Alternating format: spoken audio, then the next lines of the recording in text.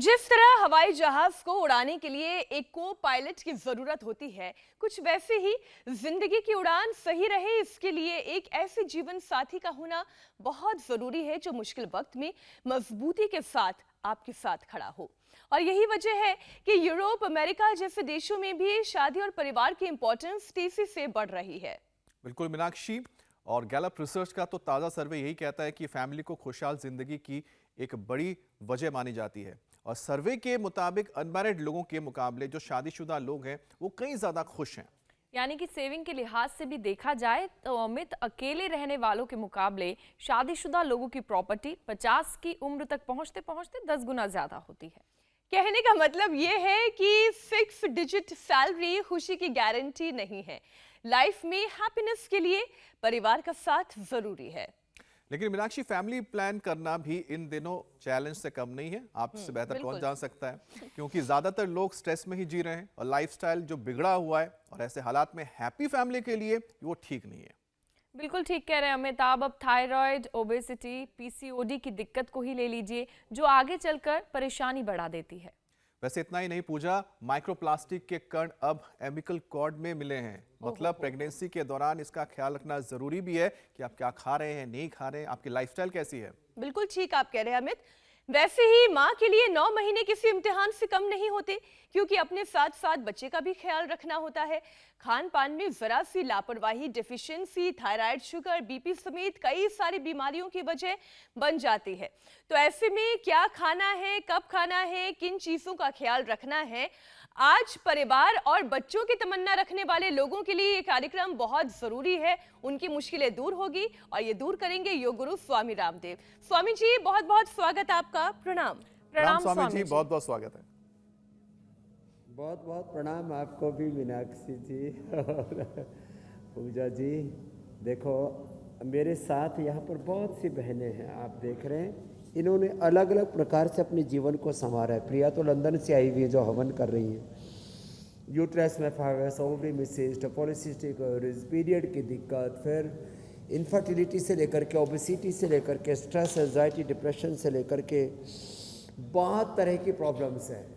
मैंने पूछा तारा से, जो इधर बैठी हुई है, इसने तो अपनी सूरत से आई अपनी पूरी मूरत ही ठीक कर ली है। एडी से लेकर के चोटी तक बहुत सी बीमारियां थी।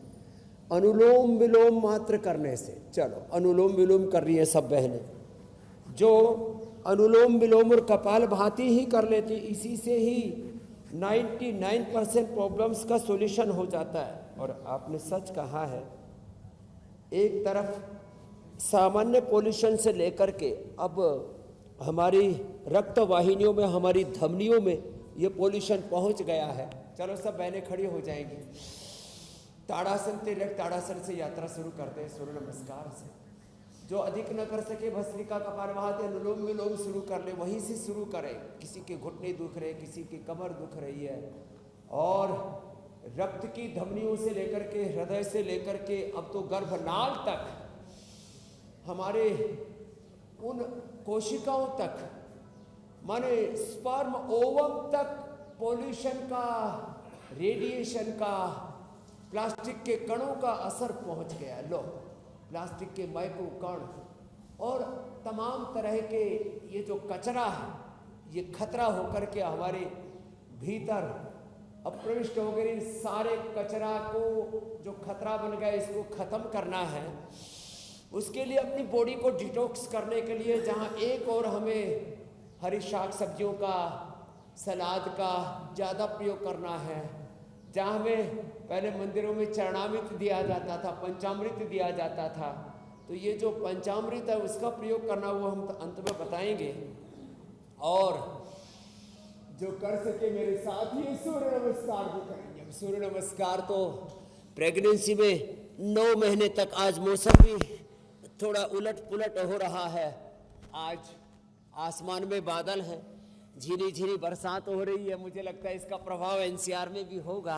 और इन सब के बीच में मौसम, बदलते मौसम में हमारे ऊपर इस बदलाव का असर ना आए, हम अटल रहे, निश्चल रहे, निरोग रहे, इसके लिए सूर्य नमस्कार मैं तो कह रहा था मीनाक्षी जी ने पूरे 9 के 9 महीने किया। और नॉर्मल डिलीवरी के लिए मेरे सामने देखो ये अपामार्ग रखा है, पत्थर चटा जिसको कहते हैं, ये अपामार्ग बड़ा जबरदस्त है। लेडीज के लिए अपामार्ग, शतावर, शतावर तो सबसे बड़ा टॉनिक है लेडीज का। 2 ग्राम के करीब शतावर दूध से ले लिया। और ये भी सिस्ट है तो सिस्टोग्रिड डायमंड वृद्धि बाधिका वटी, नारी कांति वटी और सिरप, महिलाओं के टॉनिक के नाम पर बहुत तरह के प्रचार प्रसार टीवी चैनलों पर चलते रहते हैं। ये अपामार्ग, ये तो मैंने कहा नॉर्मल डिलीवरी के लिए। फिर ये अश्वगंधा, इसके पत्ते ओबेसिटी के लिए और इसका रूट जो अंडरवेट है उनके लिए। शतावरी तो बहुत ही जबरदस्त है, शतावरी, सफेद मूसली और ये तीनों पौधे आप यहाँ पर देख रहे हैं। विदेशों में तो शतावर के डंडे अच्छा की स्वामी सब्जी जी, बहुत जिस अच्छी शतावर बनाते की हैं, आप बात कर भारत रहे में हैं, ज्यादा खाया जाता है। इनफैक्ट शतावरी तो जो है वो आफ्टर डिलीवरी भी लिया जी। जाता है, जिससे कि अच्छा मिल्क जो है वो बन पाए और स्ट्रॉन्ग फील कर पाए, क्योंकि विमेन बॉडी जो है वो बहुत ज़्यादा कमज़ोर हो जाती है डिलीवरी के बाद। तो शतावरी तो मैंने भी लिया है, एक कैप्सूल रोज़ लिया करती थी। लेकिन स्वामी जी, योग ही जीवन है, चाहे बात खुद की सेहत की हो या फिर परिवार की सेहत की हो या फिर आने वाले संतान की सेहत की हो। स्वामी जी, योग के जरिए प्रेगनेंसी के 9 महीने को कैसे आसान बनाया जा सकता है, आज यहीं से शुरुआत करते हैं। और साथ ही खान पान में किन चीज़ों का ख्याल रखना ज़रूरी है, ये भी आप समझाएं। तो देखो, एक तो जिनसे अधिक ना हो पाए तो कम से कम आगे झुकने वाला बंदूक आसन तो प्रेगनेंसी के दौरान मना होता है। उष्ट्रासन कर सकते हैं, अर्धोष्ट्रासन कर सकते हैं, और उस दौरान सारा प्रैक्टिकल आपने भी किया था हमारे साथ साथ, और पूरे देश के लिए, पूरी दुनिया के लिए एक लाइव एग्जाम्पल आपने क्रिएट किया था। लाइव इंस्पिरेशन, रियल मोटिवेशन आपने दिया था। ये उष्ट्रासन कर ले थोड़ा थोड़ा, ऐसे आसन जो आसानी से किए जा सकते हैं। अब जैसे मूवमेंट्स में पश्चिमोत्तानासन नहीं हो सकता, क्योंकि जो है पेट में बच्चा पल रहा होता है, तो उस दौरान ऐसे दाएं तरफ बाएं तरफ, ये जिसको कहते हैं ना हम पार्श्व पश्चिमोत्तानासन, ये किया जा सकता है। इसमें पशु विश्राम आसन किया जा सकता है। एक पैर मोड़ा, उसको यहाँ लगा लिया बाईं जंघा के पास, पीछे वाला पैर मोड़ा, ऐसे ही पीछे की ओर ऐसे, और उसमें ऐसे कर लिया। ये कितना अच्छा है। तो हल्के हल्के ये अभ्यास जिससे जितना बन पाए उतना ऐसे करवा लेते हैं। सूक्ष्म व्यायाम तो बहुत ईजी है ही सो है। और बिल्कुल अब जैसे बैठ करके ऐसे ऐसे हल्के हल्के अभ्यास, स्थित कोणासन वेग पूर्वक नहीं, होले होले ऐसे ऐसे एक प्रवाह से। तो अब जब बच्चा पेट में पल रहा होता है, आप में गतिशीलता नहीं होती है। देखो, सारी रोगों का मुख्य कारण है भीतर की अकर्मण्यता। अंदर जब गति नहीं होगी तो बहुत प्रकार की दुर्गति स्टार्ट हो जाती है। तो जिनसे अधिक ना बन पाए, थोड़े थोड़े अभ्यास शुरू करें, और रोज कम से कम ये हाथों पैरों के सूक्ष्म व्यायाम, आगे पीछे ऐसे दबाना, ऐसे बटरफ्लाई, ये और ये तो रोज कराते हैं हम सबसे ही।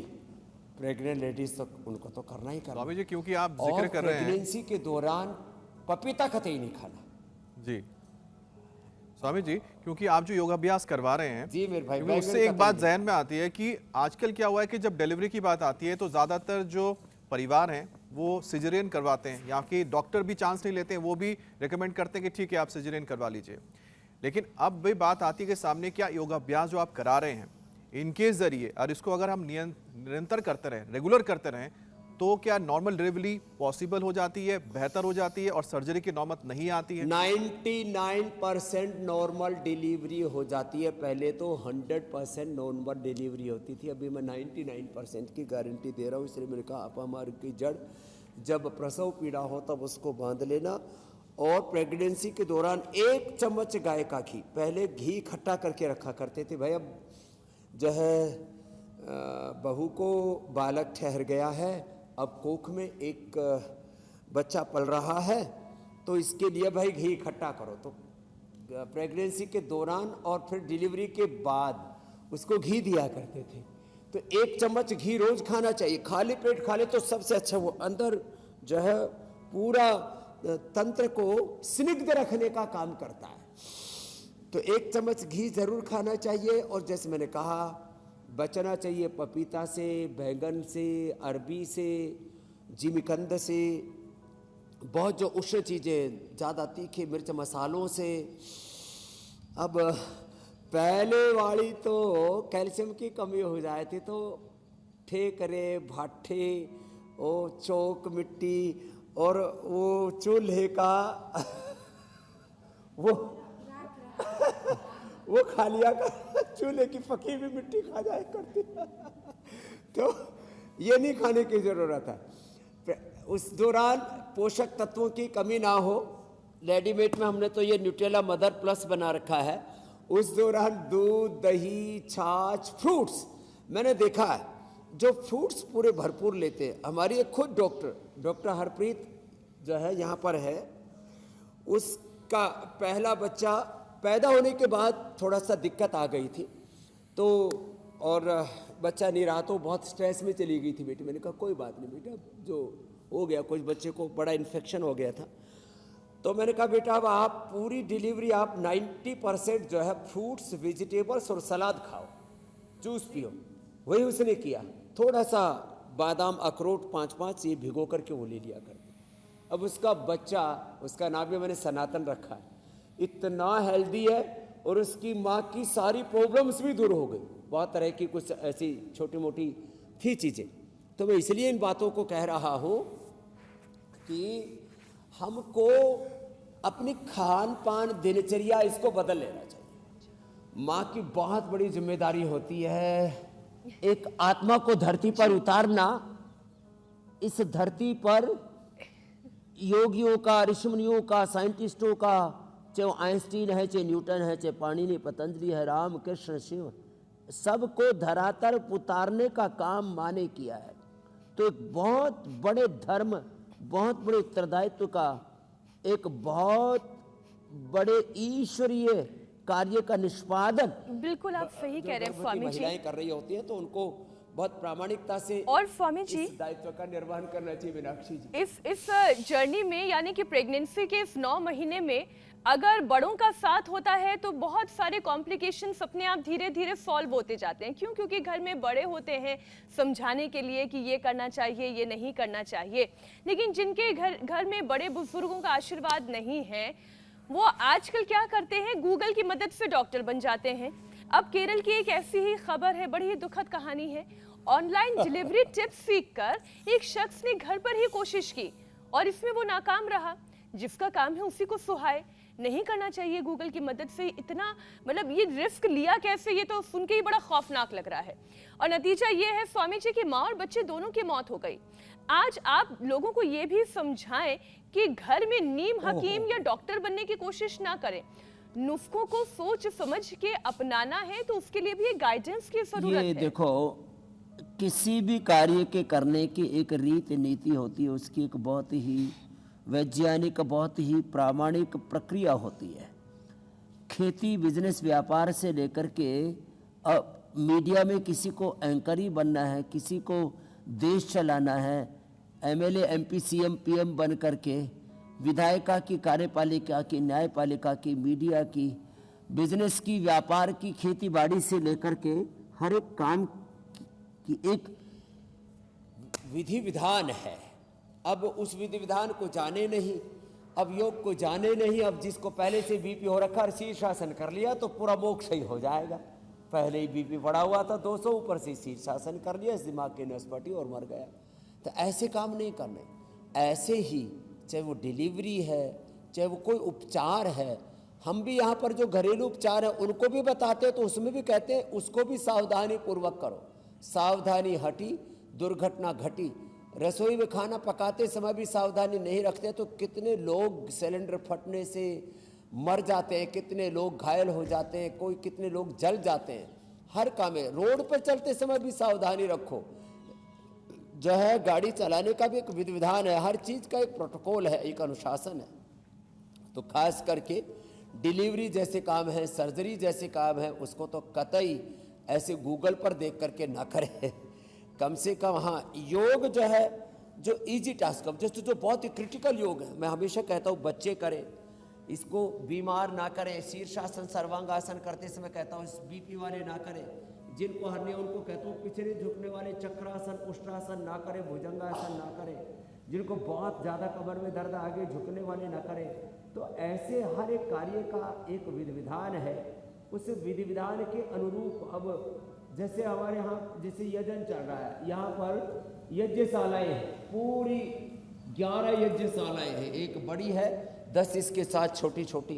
तो योग का यजन का भी एक विधि विधान है, आचमन से शुरू करके एक एक आहुति देने का विधि विधान है। तो ऐसे ही ये घरों के अंदर मनमाने तरीके से चीज़ों को नहीं करना चाहिए। हाँ, इतना जरूर है, योग की जो सहज क्रियाएं हैं, योगासन है, प्राणायाम है, ध्यान, और जो घरेलू उपचार हम बताते हैं। अब हम कहते हैं लौकी का जूस पियो, अब लौकी का जूस एक कड़वा पी लिया तो उससे उल्टियाँ हो गई, क्योंकि उससे पूरी ब्लीडिंग होने लग गई। और आपने सुना होगा 15-20 साल पहले एक आदमी की मौत हो गई, बहुत ज़्यादा लौकी का कड़वा जूस, और वो भी ज़्यादा पी लिया, उसको ब्लीडिंग हुई, मर गया। और लौकी का जूस 1 गिलास पीना चाहिए। एक दिन मैं अपना बताता हूँ, 3 गिलास पी लिया तो मैं चला ही ना जाए, मैंने कहा क्या ठहर सा गया सिस्टम, इतना ठंडा है, अंदर से पूरे उसको जाम सा कर दिया। और तो वैसे भी लौकी का स्वामी जूस जी भी मुझे 1 गिलास याद से है ज़्यादा नहीं पीना कि चाहिए। प्रेगनेंसी के अब वक्त जब तो आप पित्त भी बढ़ जाए कहते तो थे हम लौकी है, एलोवेरा है, कि लौकी का जूस पीने के बजाय लौकी का सूप पीना चाहिए जी महिलाओं को जो गर्भवती हैं। वो लौकी के साथ 2-3 सूप सब्जियों का और मिश्रण करके उसका सूप बना के पी सकती हैं। Swami ji, Mexico health sciences की एक और रिपोर्ट का जिक्र मैं कर देती हूँ, जिसके मुताबिक माइक्रोप्लास्टिक के कण एम्बिलिकल कॉर्ड में यानी कि गर्भ के नाल में मिले हैं। स्वामी जी, ये अलग बड़ी समस्या है। हवा, पानी, अलग अलग तरीके से पोल्यूशन के साथ साथ अब प्लास्टिक पोल्यूशन भी अंदर कॉर्ड्स में पहुंच रहा है और ये बीमार कर रहा है।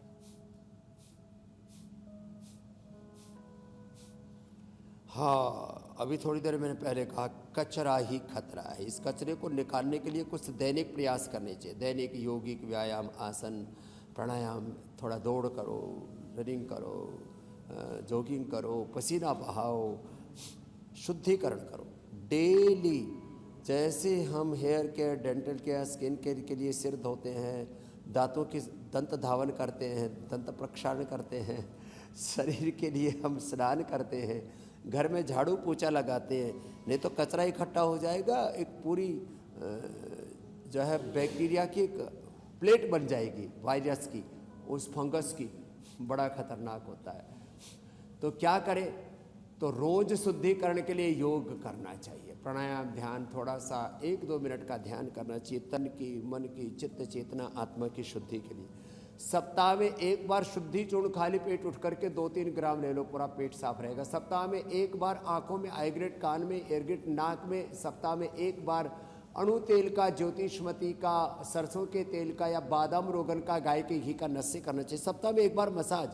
सप्ताह में 1 बार भी कोई उपवास कर ले तो जो अंदर जितनी भी गंदगियाँ गई हुई है वो सब साफ हो जाती है। तो ऐसे हमें कुछ प्रयास करने चाहिए। सप्ताह में 1 बार बस्ती कर लेनी चाहिए। सप्ताह में 1 बार कम से कम हमको फलाहार कर लेना चाहिए। जो पूरा उपवास भी नहीं कर पाते ना, कहते जी हमसे तो भूखा नहीं रहा जाता जी, तो सप्ताह में 1 बार फलाहारी कर लो, रोज नहीं कर पाते। तो उससे क्या होगा, पूरे शरीर के जितने भी टॉक्सिन्स हैं, ऑक्सीडेंट्स हैं, विजातीय तत्व हैं, अब अंदर से पूरा उनको धोने के लिए लौकी का जूस सप्ताह में 1 ही बार पी लो, सुबह शाम। सप्ताह में 1 बार, 1 दिन 1 बार सप्ताह में गोखरू का काढ़ा पी लो, पूरे किडनी से सारे टॉक्सिन्स निकल जाएंगे। पूरे ब्लड के अंदर टॉक्सिन्स है तो सप्ताह में 1-2 बार ही कम से कम अर्जुन की छाल, दालचीनी पी लो रोज, चाय, कॉफी और पता नहीं क्या ऊपर से चॉकलेट, फिर नमकीन, फिर मिठाई, अड़गम सड़गम, बर्गर, पिज्जा, सॉफ्ट ड्रिंक और आइसक्रीम सब खा खा करके एक कल परसों मिला, बोला जी गला पूरा चौक हो गया, आपने मना किया था आइसक्रीम मत खाना, और मैंने ऐसी खाई आइसक्रीम ने मेरे अंदर से पूरा जमावड़ा कर दिया, भीतर ही जाके जम गई, पूरा चौक कर दिया सिस्टम। हैं? तो ये इन चीज़ों से तो बचना पड़ेगा। तो ये जो कचरा है अंदर का, उसको निकालने के लिए अर्जुन की छाल दालचीनी पूरे शरीर को डिटॉक्स कर देती है, पूरे ब्लड के अंदर ब्लड को प्योरीफाई करने के लिए अर्जुन की छाल दालचीनी। जो हमारी किडनी के अंदर ये सारे कचरा जमा होता है उसके लिए गोखरू, पूरे शरीर के अंदर से ये लौकी, ये भी बड़ी जबरदस्त है। तो ऐसी चीजों का प्रयोग करके लेकिन स्वामी जी लोग पता है क्या कर रहे हैं, बच सकते हैं। प्लास्टिक के कण, ये इनफर्टिलिटी खतरे को खुद थाली में परोस कर आमंत्रण दे रहे हैं। ये मैं क्यों कह रही हूँ स्वामी जी, एक और रिपोर्ट ऐसी है जो हैरान करती है और परेशान करती है। जंक फूड और फास्ट फूड और कोल्ड ड्रिंक्स की वजह से 9-10 साल के बच्चों का वजन इतना तेजी से बढ़ रहा है, और वजन तो बढ़ ही रहा है, हार्मोनल चेंजेस हो रहे हैं। नतीजा ये है कि 10 साल की उम्र में लड़कियों में पीरियड्स शुरू हो जाता है, मेंस्ट्रुएशन शुरू हो जाता है, और फिर बच्चियों की लंबाई भी रुक जाती है, ढंग से बढ़ती नहीं है।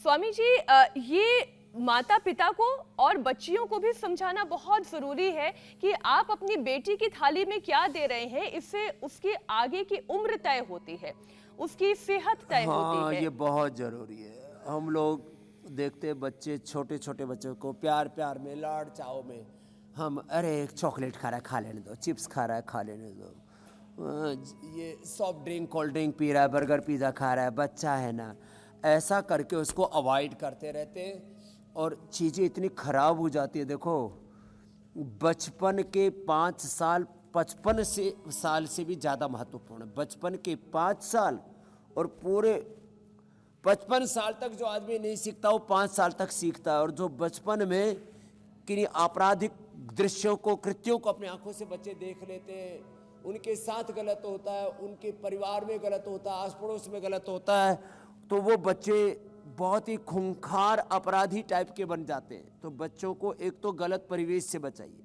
गलत खान पान से बचाइए, गलत थॉट प्रोसेस से बचाइए, उनके बॉडी की, ब्रेन की प्रोग्रामिंग ठीक कीजिए। जो बचपन में खाने की आदत पड़ जाएगी, हमने कभी कोई खाने में नखरा नहीं किया, आज हमको कुछ भी खिलाइए, हमको कुछ लोग पूछते हैं क्या खाओगे, क्या पसंद है, मैंने कहा जो तुमको पसंद है वही हमको पसंद है। बोले कोई तो चॉइस होगी, मैंने कहा हमने अपनी चॉइस रखी ही नहीं। जो बच्चे मोटे हो गए उनको भुजंगासन जो अभी करवा रहे थे ये, और ये सलभासन लंबा करना चाहिए। जो बच्चे मोटे हो गए उनको सीधे लेट करके अर्धहलासन पाद वृत्तासन भी लंबा करना चाहिए। जो दोनों से न कर सके एक एक से कर ले, अर्धहलासन पाद वृत्तासन द्विचक्रिकासन। तो ये जो बच्चों में 9-10 साल की उम्र में पीरियड स्टार्ट हो जाते हैं, ग्रोथ बाधित हो जाती है, बहुत तरह के फिजिकल मेंटल चैलेंजेस से बच्चे गुजरते हैं, एकदम डरावनी जैसी स्थिति बन जाती है। तो बच्चों को जो है ये गलत खान पान से बचाइए, गलत उत्तेजनाओं से, उत्तेजक आहार, उत्तेजक विचार, चारों तरफ ओहो हो हिंसा का तांडव है, दुराचार व्यभिचार का, नशा का ऐसा पूरा ड्रग का पूरा ऐसा कारोबार है, बहुत बुरी हालत है। अपने बच्चों को इनसे बचाइए और उनको अच्छे आहार में, विचार में, अच्छे वातावरण में, अच्छे पूरे परिवेश में उनको ढालिए। और बेटियों को कम से कम रोज सूर्य नमस्कार करवाएं। स्वामी बेटा जी, बेटी वैसे तो दोनों एक छोटी के लिए सी बात जरूरी है, पूजा में ऐड कर लेकिन आज दूं। बेटियों पर हमारा प्रोग्राम स्वामी जी, माँ बाप का हार्ड टास्क मास्टर होना कितना जरूरी है, मुझे बहुत अच्छे से ध्यान है। जिस चीज के लिए हम भाई बहन मना कर देते थे कि करेला नहीं खाना या लौकी नहीं खाना, वो तो पक्का खिलाया जाता था, उसके अलावा जो खाना है सो खाओ।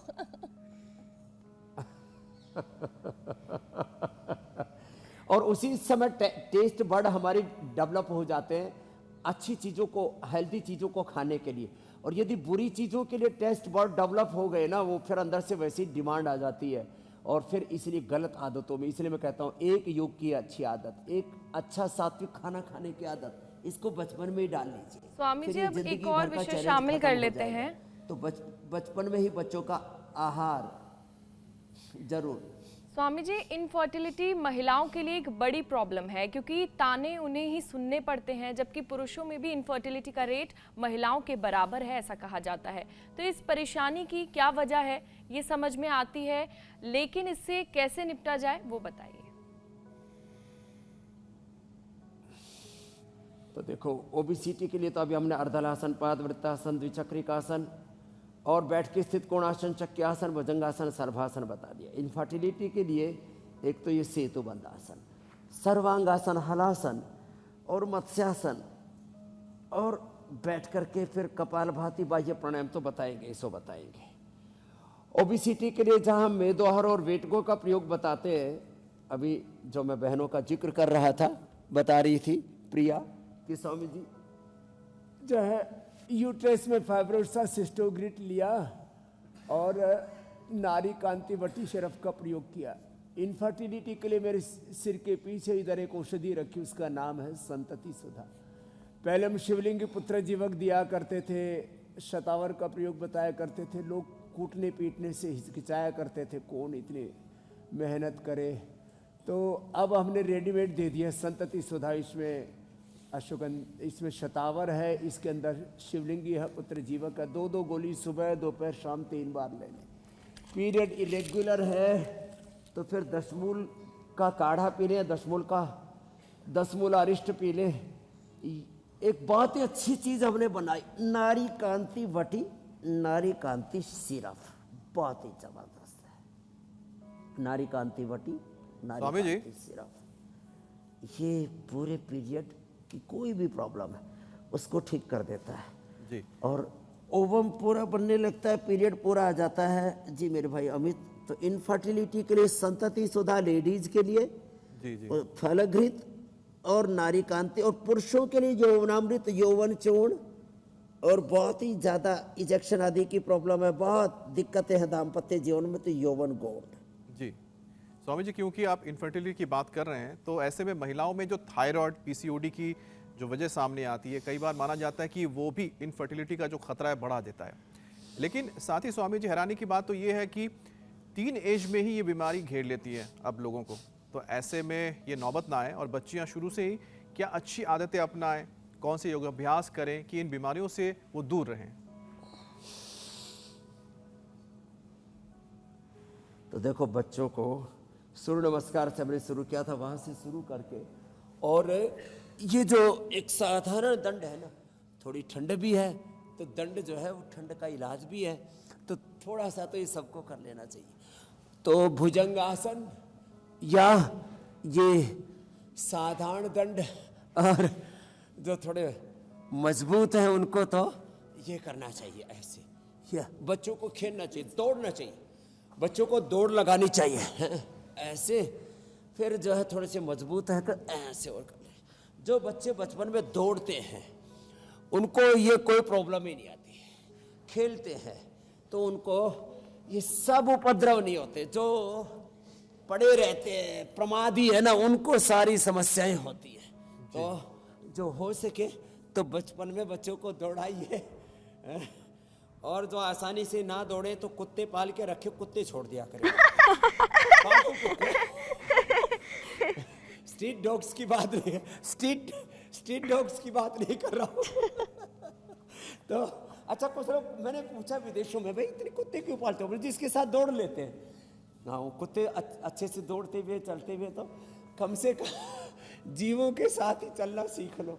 वैसे आपस में बहुत प्यार करते हैं तो कुत्तों की याद ही नहीं आती है, हमको कभी कुत्ते की याद नहीं आती, सपने में भी। तो स्वामी जी, ऐसे में जो घोड़े पालेंगे उनको कितना दौड़ना पड़ेगा? मिले हुए हमें चारों ओर। अरे घोड़ा पालने की हाँ, ये बात तो आपने अच्छी कही। औकात भी होनी चाहिए, हर किसी की नहीं है। गाय पाले, गाय का बछड़ू बहुत तेज दौड़ता है, उसके साथ तो हम दौड़ते हैं। हाँ, बछड़ू के साथ, बछड़ी के साथ। हाँ, पाडा नहीं दौड़ता, वो भैंस वाला पाडा ऐसे ऐसे ही चलता है। हाँ, वो बोल गई भैंस पानी में। इतने सारे विषय ना स्वामी जी, मुझे तो कई बार ऐसा लगता है कि मुझे अपने वो जो 9 मंथ्स हैं वो वापस से उसकी मेमोरीज रिकलेक्ट हो रही हैं। लेकिन बहुत सारी महिलाएं जो इस वक्त प्रेगनेंसी के फेज में हैं या फिर इस फेज में जाने वाली हैं, आज पूरा का पूरा कार्यक्रम उन्हीं लोगों के लिए डेडिकेटेड है। प्रेगनेंसी में स्वामी जी एसिडिटी और कॉन्स्टिपेशन बड़ी परेशानी है। कॉन्स्टिपेशन खास तौर पर उन लोगों को होता है जो आयरन की, फॉलिक एसिड की गोलियां ले रही होती हैं। अब इतना इंडाइजेशन होता है, वो लोग शिकायत करती हैं कि कभी तो एसिडिटी होने लगती है, अब खट्टी देखो, डकार मैं आने दोनों लगती चीजों है। का एक साथ बता देता जी। हूं। कॉन्स्टिपेशन, किसी को कोलाइटिस, फिर किसी को पायस फिशर फिस्टुला भी होता है, और लंबे समय तक टीजर और एसिडिटी। देखो, अनार, गाजर, चुकंदर, व्हीट ग्रास, एलोवेरा, कॉन्स्टिपेशन पूरा खत्म, हीमोग्लोबिन पूरा फुल। जैसे मेरा 17.5 रहता है पिछले 25-30 सालों से, जब से मपवाना शुरू किया, उससे पहले तो मपवाया नहीं था। तो अनार, गाजर, चुकंदर, व्हीट ग्रास, एलोवेरा, इससे एसिडिटी भी खत्म, इससे कॉन्स्टिपेशन भी खत्म, हीमोग्लोबिन की प्रॉब्लम भी खत्म। हमने इसका नाम ही हीम जूस रखा हुआ है। क्या नाम रख दिया हमने? हीम जूस। अनार, गाजर, चुकंदर, व्हीट ग्रास, एलोवेरा। और फिर खजूर, अंजीर थोड़ा मुनक्का भिगो के खा लो, गर्मी भी नहीं करेगा, खूब हीमोग्लोबिन बढ़ेगा, कॉन्स्टिपेशन दूर हो जाएगा। अभयारिष्ट ले सकते हैं, अभयारिष्ट। और जिनको कोलाइटिस हो तो कोटजारिस्ट, कोटज घनवटी, कोलोग्रिट साथ में प्रयोग करवा देते हैं। पायल्स में वैसे तो अभयारिष्ट के साथ हम अर्शोग्रिट दे देते हैं उससे से, और अर्शोग्रिट बहुत ही ज़बरदस्त, यहाँ से दबा भी देते हैं, और ये पिंडली दबा देते हैं, ये बड़ा अच्छा पेट में। अब एसिडिटी के लिए अविपत्ति कर चूर्ण, मुक्ता शुक्ति, कामदुधा, मुक्ता शुक्ति, मोती पिष्टी, तीनों। कामदुधा, मुक्ता शुक्ति, मोती पिष्टी। मोती पिष्टी चुटकी भर ले ले उसी से ही। और देखो, मैंने हमेशा बताया, एक बार दोहरा देता हूँ, शीशम के पत्ते, पीपल के पत्ते, बेल के पत्ते, दूधी घास और ये दूर्वा घास जो पूजा पाठ में दूर्वा प्रयोग करते हैं ना, जल का प्रोक्षण करने के लिए, ये बड़ा अच्छा होता है। तो ये शीशम, पीपल, बेल, दूधी, दूर्वा, और इसमें एलोवेरा और थोड़ा और मिला दे, एसिडिटी तो पूरी खत्म हो जाती है। तो वैसे तो रेडीमेड में एसिडोग्रिट और हम लिवोग्रिट भी देते हैं। दोनों पैरों को एक साथ ऐसे दबाना होता है, ऐसे अपने ही दबाओ। और देखो कपालभाति भी कितना अच्छा है ना, अपने हाथ खुद जगन्नाथ। अच्छा, पति के पैर दुखे तो बोले भाई थोड़ा पैर दबा दे। अब पत्नी के कौन दबाए बेचारी के, पति दबाने हो तो बोले अपनी बहन को बुला ले तो पति दबा दे। हाँ, ये बात तो ठीक है। एक दूसरे के प्रति ना एकात्मता होनी चाहिए। आदि समस्याएं तो परस्पर प्रीति से ही खत्म हो जाती। सब नर करई परस्पर प्रीति, चले स्वधर्म निरत वैसे स्वामी जी, नीति। हमने तो शुरुआत में आज यही तो राम राज्य का है। एक स्टडी का जिक्र किया था, जिस स्टडी में तो ये बताया गया है कि जो लोग शादीशुदा होते हैं ज़्यादा खुश भी रहते हैं, और उनके जो वेल्थ यानी कि जो संपत्ति है उसमें भी काफ़ी ज़्यादा बढ़ोतरी हो जाती है। अगर आप वो शादी कर लेते हैं, अपनी पत्नी के साथ रहते हैं और पत्नी की सेवा करते हैं, तो मुझे लगता है 50 से 100% बढ़ जाएंगी। नहीं, वो तो ठीक है, लेकिन में अगर मैं 100% अमित well कंपैरिजन करूं तो शादी सन्यासी शादी रहने करते वालों हैं में और परस्पर प्रीति से रहते हैं, खुश रहते हैं जी। और जो शादी नहीं करते वो सबको खुश रखते हैं हमारे जैसे। और जो शादी करते हैं वो धनवान होते हैं, और जो शादी नहीं करते वो धनवान होने के साथ उदार और दानवान भी होते, दानशील भी होते हैं। हमने आज लाखों करोड़ का साम्राज्य खड़ा किया, सब किसके लिए? सेवा के लिए। तो जो शादी नहीं करते, नरेंद्र मोदी जी की तरह, फिर ऐसे ही स्वामी रामदेव जी की तरह, बोले वो बचपन में हो गई थी, तो उन्होंने कहा देखो तुम पढ़ाई करो, मैं अपना योग के लिए जा रहा हूँ, देश की सेवा के लिए जा रहा हूँ, मैं देश सेवा के लिए बना हूँ। तो खैर देखो, ये शादी वाली बात बड़ी भाई फंसाने वाली बात है। हाँ इसमें ये कहना कि शादी करने वाले खुश रहते, मैंने तो ज्यादातर लोगों को ये देखा, बोले शादी के लड्डू ऐसे खाए वो भी पछताए और ना खाए वो भी पछताए। तो इसके बारे में बस इतना ही कहना है, जो करे अच्छे से करे। गृहस्थ रहे तो अच्छे गृहस्थ बने, सन्यासी बने तो अच्छे सन्यासी बने, जो करे अच्छे से करे। राजनेता बने तो मोदी जैसे बने। कुछ बेचारे दर दर की ठोकरें धक्के खा रहे कि हमारे हाथ में कुछ लगेगा। अच्छा, ये शादी करने और ना करने के चक्कर में विषय तो छूट ही गया। विषय तो ये है स्वामी जी कि जो गर्भवती महिलाएं हैं, उन्हें जब खांसी और जुकाम होता है ना, तो खांसना भी मुश्किल होता है, और छींक आ जाए तो ऐसा लगता है कि पेट से छींक जा रही है, पूरा पेट हिला के रख देता है। और फीवर अगर आ जाए तो ऐसी हालत हो जाती है कि ना दवा खाते बनता है और ना दवा छोड़ते बनता है। अब इनका मैं छोटा छोटा उपाय बता देता हूँ। खांसी के लिए तो श्वासारी प्रवाही, और बहुत ही भयंकर हो तो श्वासारी गोल्ड, श्वासारी अवलेह भी हमने बना दिया, उसका सेवन कर ले, बहुत जबरदस्त। बुखार के लिए यदि माने पैरासीटामोल, क्रोसिन, डोलो पोलो लिया तो बच्चे को टाइप 1 डायबिटीज हो सकती है। सुना बहनों, क्या हो सकती है? टाइप 1 डायबिटीज, तो क्या ले? गिलोय। गिलोय का रस पी ले।